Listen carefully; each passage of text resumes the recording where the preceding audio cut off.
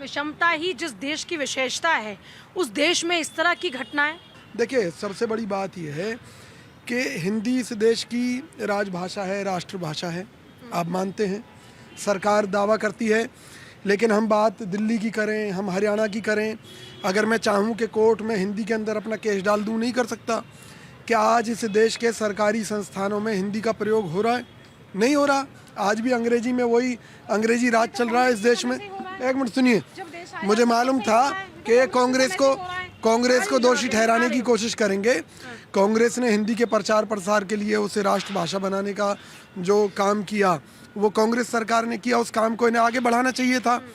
भाई, सबसे बड़ी बात यह है कि अगर इस देश में मुझे किसी राज्य में हिंदी के अंदर न्याय नहीं मिल सकता, तो फिर ये बात कहना कि पूरे देश में हिंदी का प्रचार प्रसार हो, ये संभव है ही नहीं।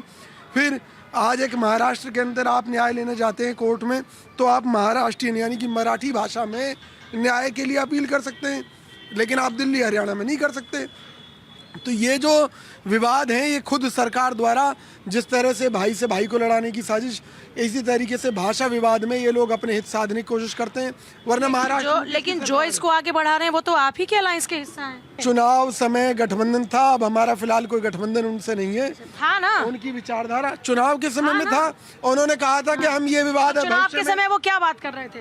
उन्होंने ये कहा था कि हम आगे से ऐसा कोई भी काम नहीं करेंगे जिससे कि उन्होंने तो किया वो बिगड़े। तो हमने गठबंधन से अलग है। अब आपके साथ नहीं आएंगे ना महाराष्ट्र में फिर वो लोग? वो आएंगे तो हमारी शर्तों पर। आप कह रहे हैं कि नहीं, तो आप कह रहे हैं कि वो हमारे, अब ये तो फिर ये हो गया कि ये तो सिचुएशनशिप वाला रिलेशनशिप हो गया।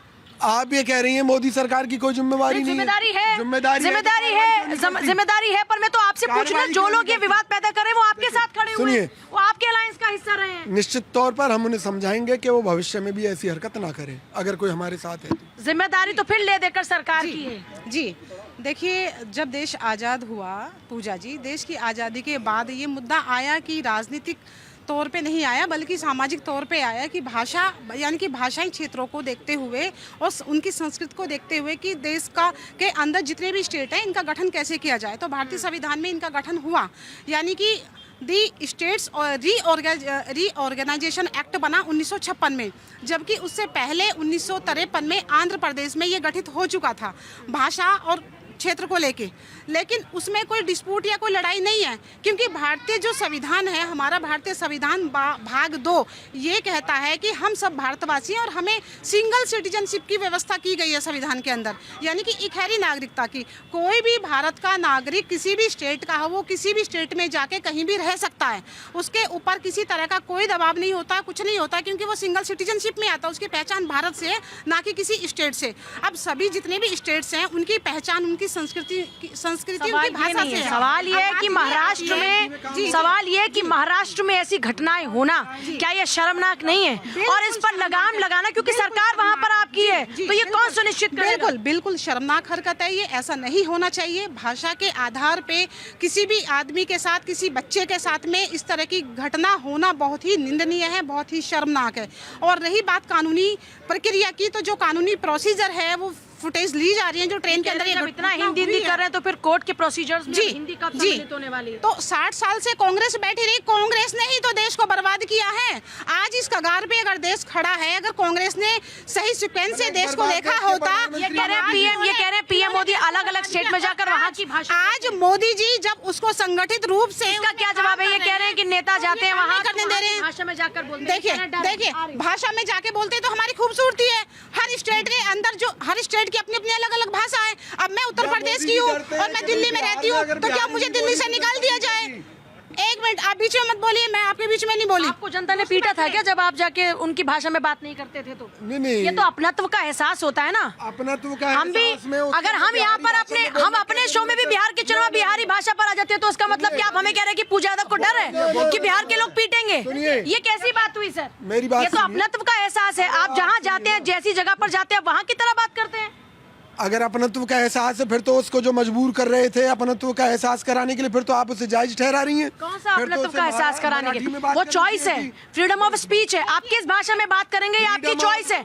बिल्कुल अनर्गल बातें कर रहे हैं ये लोग। मुझे लगता है कि महाराष्ट्र की जितनी भी पार्टियां हैं, वो राष्ट्रीय स्तर की पार्टियां भी, बीजेपी, कांग्रेस भी इस तरह के कृत्यों की खुले मंच से वो नहीं कर सकती, भर्त्सना नहीं कर सकती, क्योंकि उनको उनका वोट बैंक दिखता है। और ये क्या बात कर रहे हैं? भारत में अनेकता में एकता की बात करने के लिए अगर उसका देश का कोई प्रधानमंत्री घूम करके किसी आंचलिक भाषा का प्रयोग करता है मंच पे, तो आप कह रहे हैं कि वो डर रहा है।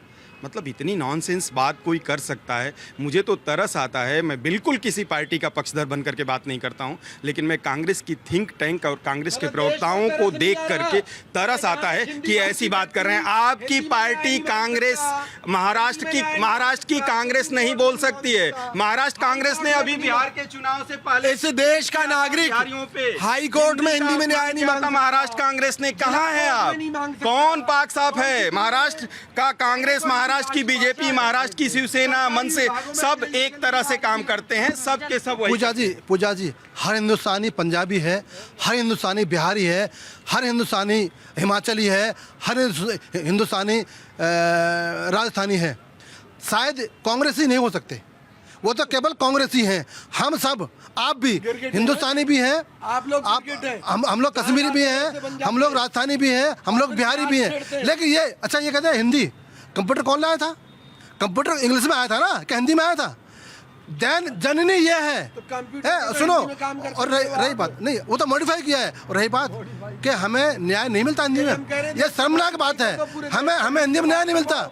अरे हम तो एक मॉडिफाई हिंदुस्तान है, देश मॉडिफाई है। हमारी देश की खूबसूरती है ना, यहाँ की अलग अलग भाषाएं, ये तो खूबसूरती है। आप ये कह रहे हैं कि देश को बांध दो, मेरी बात सुनिए। आप देश की आजादी छीनना चाहते अरे हैं। आप कौन सी दुनिया में फिर राष्ट्रभाषा क्यों बना रखी है? हिंदी खत्म करो।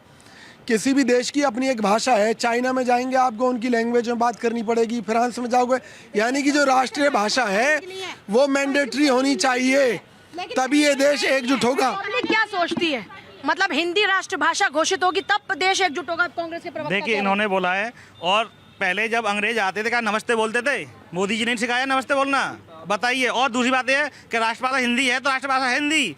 और रही बात कि उन्होंने जहाँ मराठी जो है, जो मराठा बोलेगा वहाँ पे तो हर जगह का इंसान मिलेगा, यूपी का मिलेगा, राजस्थान का मिलेगा, हर जगह। और 150 से ज़्यादा देश हैं जो कि हिंदी बोली जाती है हमारे यहाँ पे। और